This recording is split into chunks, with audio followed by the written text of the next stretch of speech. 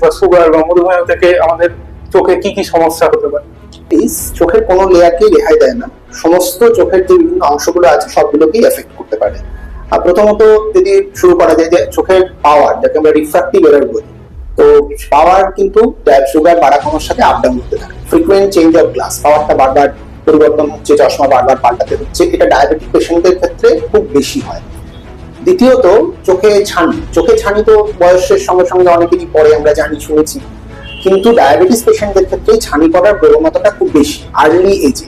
যে বয়সে ছানি পড়ার কথা নেই সেই বয়সেও কিন্তু ছানি পড়ে। এবং আর যেটা বলা যায় যে ডায়াবেটিক যে কোনো চোখে ইনফেকশন, যেমন কনজাংটিভাইটিস বা চোখের একটা আঞ্জনি, এটা সাধারণ মানুষের মধ্যে আমরা যেমন দেখতে পাই, ডায়াবেটিস পেশেন্টের মধ্যে এটা খুব বেশি হয়। চট করে এরা এই রেড আই বা আঞ্জনি এগুলোতে আক্রান্ত হয় এবং এদের ক্ষেত্রে দেখা যায় যে সারতে অনেক সময় লাগে। যেটা ডায়াবেটিসে আমাদের চোখের যে রেটিনা জায়গাটাকে অ্যাটাক করে।